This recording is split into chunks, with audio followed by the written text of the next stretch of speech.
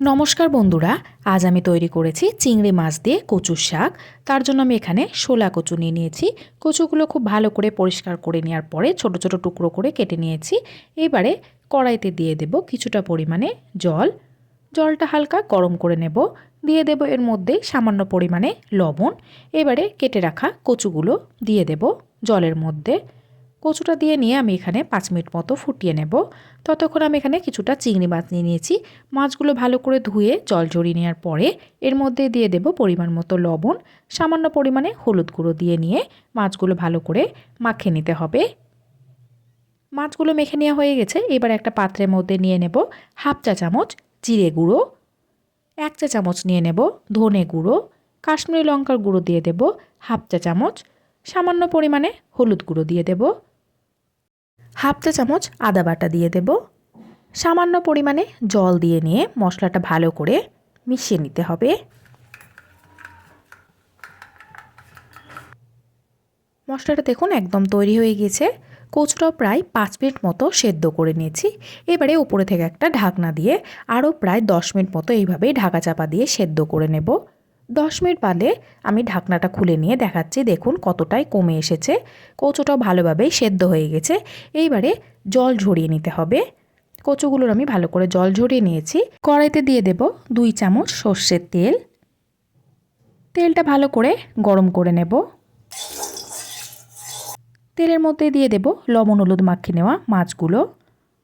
মাছগুলো এবারে হালকা করে ভেজে নিতে হবে, খুব একটা বেশি কড়া করে ভাজার প্রয়োজন নেই। চিংড়ি মাছগুলো ভেজে নেওয়া হয়ে গেছে। এবারে আমি কড়া থেকে তুলে নেব। মাছ ভেজে নেওয়া কড়াইতে দিয়ে দেব আবারও 3 চামচ সর্ষের তেল। তেলের মধ্যে দিয়ে দেব গোটা জিরে 1 চা চামচ, সাথে দিয়ে দেব 2টো চেরা কাঁচা লঙ্কা, একটা তেজপাতা দিয়ে দেব। 2 থেকে 3 সেকেন্ড মতো নাড়াচাড়া করে নেওয়ার পরে যে মশলাটা আমি তৈরি করে রেখেছিলাম সেগুলো দিয়ে দেব। এবারে ভালো করে নাড়াচাড়া করে মশলাটা ভেজে নিতে হবে।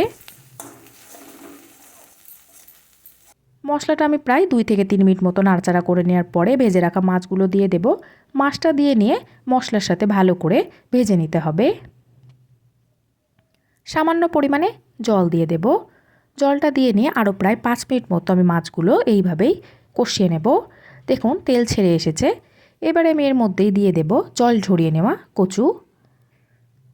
কচুর শাকটা দিয়ে নিয়ে ভালো করে নাড়াচাড়া করে মশলার সাথে মিশিয়ে নিতে হবে।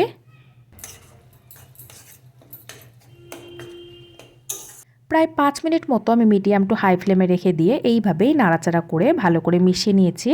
এর মধ্যেই দিয়ে দেব পরিমাণ মতো লবণ, সাথে দিয়ে দেব সামান্য পরিমাণে চিনি।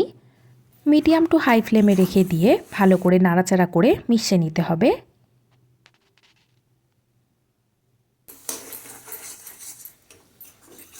প্রায় 10 মিনিট মতো আমি এইভাবেই ভেজে নিয়েছি। দেখুন চিংড়ি মাছ দিয়ে কচুর শাক একদম তৈরি হয়ে গেছে। আপনারা চাইলে এইভাবেই তৈরি করে ফেলতে পারবেন।